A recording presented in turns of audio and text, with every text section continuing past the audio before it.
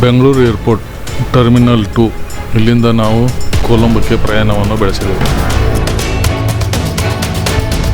ಸುಮಾರು 1 ಗಂಟೆ 50 ನಿಮಿಷ ನಮ್ಮ ಪ್ರಯಾಣದ ಅವಧಿ. ಅಲ್ಲಿಂದ ನಾವು ಕೊಲಂಬೋ ಏರ್ಪೋರ್ಟ್ ತಲುಪಿದೆವು.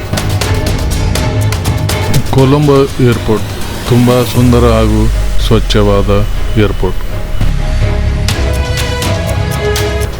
ಏರ್ಪೋರ್ಟಿಗೆ ಬಂದಂಥ ಕೊಲಂಬೋದ ಗೈಡ್. ಕೊಲಂಬೋ ಏರ್ಪೋರ್ಟಿನ ಆಚೆಯ ದೃಶ್ಯ. ಏರ್ಪೋರ್ಟಿನ ಆಚೆ ನಮಗಾಗಿ ಬುಕ್ ಮಾಡಿದಂತಹ ವಾಹನ.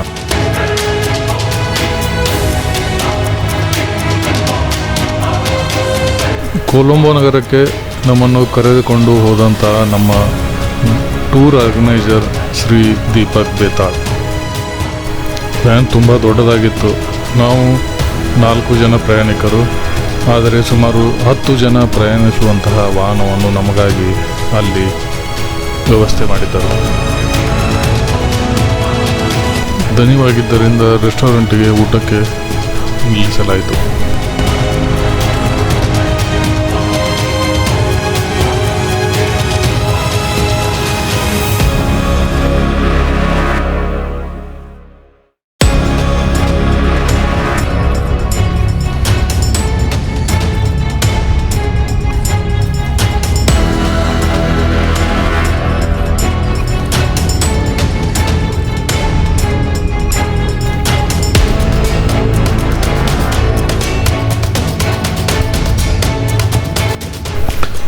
ಹೇ ಮಾನವ, ಏಕಾಗುತ್ತಿರುವೆ ನೀ ದಾನವ, ತರುವಾಯದ ಪೀಳಿಗೆಗೆ ಕೊಂಚವಾದರೂ ಉಳಿಸು ಈ ನಿಸರ್ಗವ, ಸವಿ ಪ್ರಕೃತಿಯ ಸೌಂದರ್ಯವ ತೋರಿಸಬೇಡ ಸ್ವಾರ್ಥವ, ನೀ ಬದುಕಲಾದರೂ ಬದುಕಿಸಬೇಕಲ್ಲ ಈ ಪರಿಸರವ, ತೋರ್ಪಡಿಸಲು ನಿನ್ನ ಐಷ ಆರಾಮವ, ಮುಗಿಲ ಮುಟ್ಟಿಸುತ್ತಿರುವೆ ಮಾಲಿನ್ಯವ, ನಿನಗೆ ಈ ವಿಷಯ ತಿಳಿದಿಲ್ಲವೇ, ಪುನಃ ಸೃಷ್ಟಿಸಲಾಗುವುದಿಲ್ಲ ಈ ದೈವ ಸೃಷ್ಟಿಯ.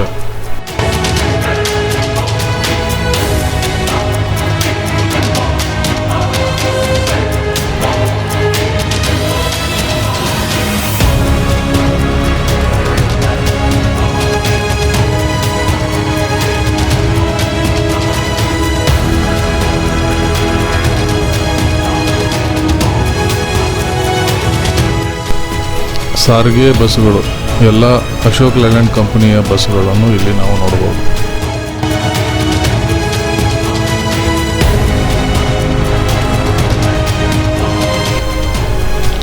ಮೋಡದೊಳಗೊಂದು ಮಾಯೆ, ಕಣ್ಣು ಆಯಿಸಿದಷ್ಟು ಅದರದೇ ಛಾಯೆ, ಹುಟ್ಟುತಿಹ ಸೂರ್ಯ ಮೋಡದ ಒಡಲೊಳಗೆ ತೇಲಿದಂತೆ ಭಾಸವಾಗುತ್ತಿದೆ ನಿಸರ್ಗದ ಕಡಲೊಳಗೆ.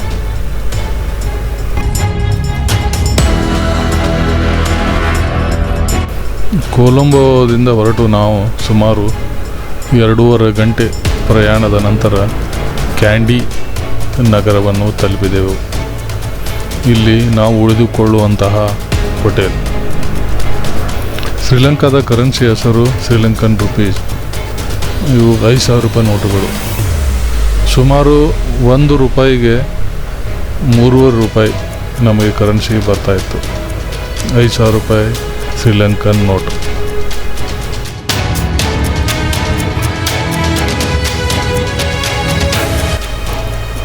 ಶ್ರೀಲಂಕಾದಲ್ಲಿ ಬುದ್ಧಿಸಮ್ ಜಾಸ್ತಿ ಇರೋದರಿಂದ ನಾವು ಸಾಕಷ್ಟು ಬುದ್ಧನ ಮೂರ್ತಿಗಳನ್ನು ನೋಡಬಹುದು.